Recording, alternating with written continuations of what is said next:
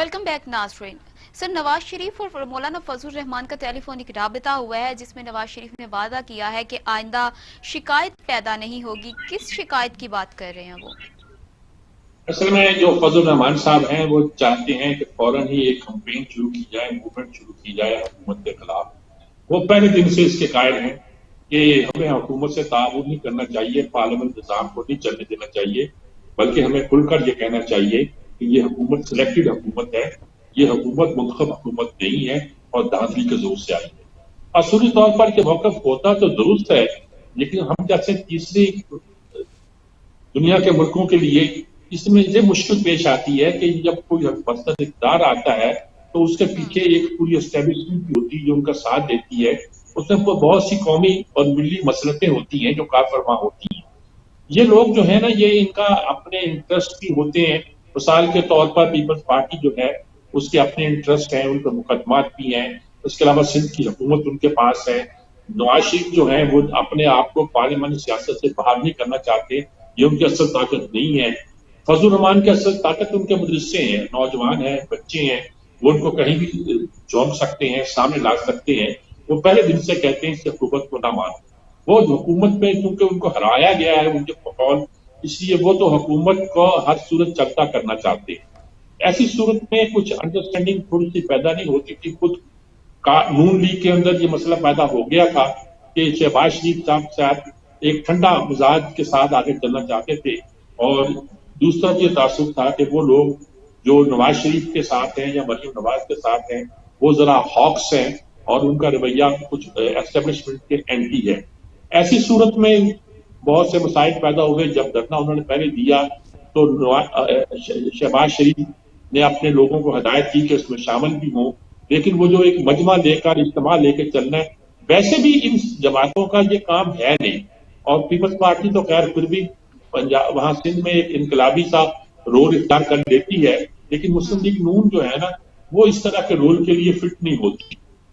وہ تو ایک موومنٹ چلتی ہے تو اس کی طاقت کچھ زور پر نکلنا چاہتی ہے. ان کو یہ بھی معلوم ہے کہ جب مریم نواز نکلتی ہے تو ایک ہنگامہ ہو جاتا ہے.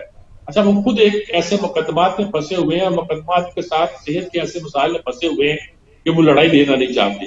تو ان ساری وجوہ کی بنیاد پر کچھ شکایتیں پیدا ہوتی ہیں فضل الرحمان کو. تو فضل الرحمان صاحب پھر نواز شریف کو شکایت کرتے ہیں.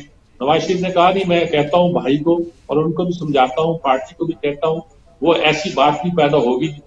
اب مسئلہ یہ ہے کہ آپ نے اے پی سی کرنی ہے، اے پی سی نے فیصلہ کرنا ہے، وہاں رہبر کمیٹی ہے وہ فیصلہ کرے گی.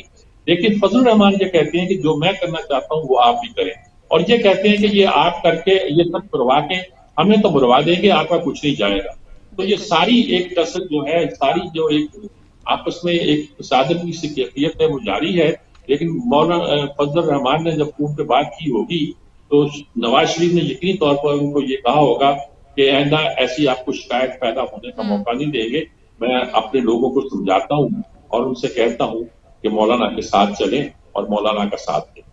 بالکل سر، آخری موضوع پہ بات کر لیتے ہیں. سر، کشمیر کی سابق وزیر اعلیٰ محبوبہ مفتی نے کہا ہے کہ اب جو حالات ہیں انہیں دیکھ کر لگتا ہے کہ دو قومی نظریہ جو تھا وہ درست تھا.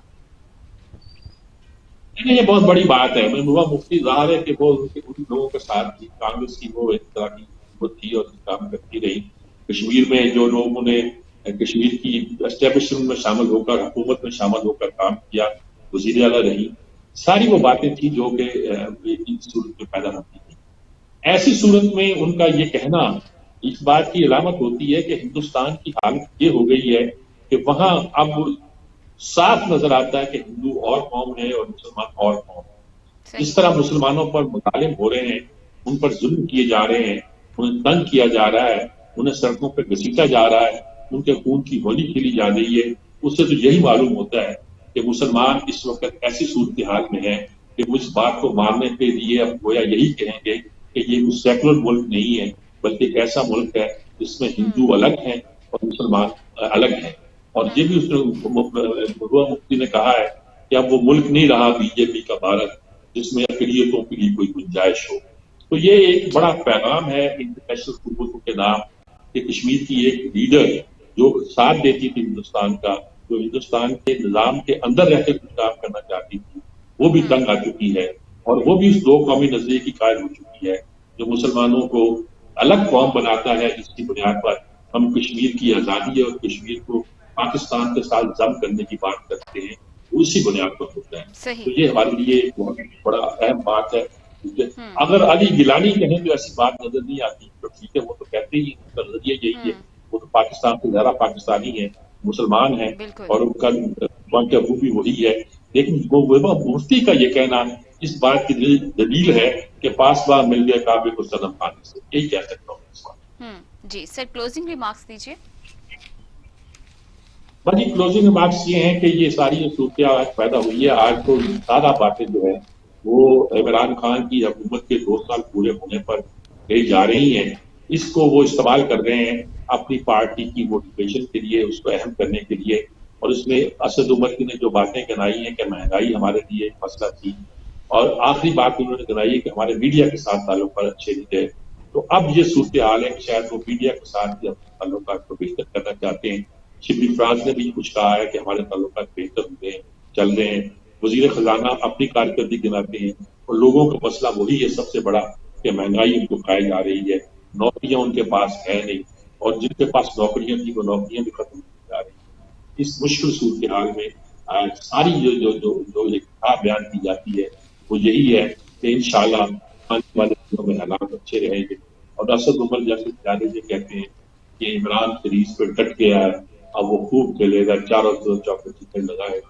और मैं जैसे कहते हैं कि बैट्समैन तो वो तब बना था जब उसकी शिन इंजरी हुई थी।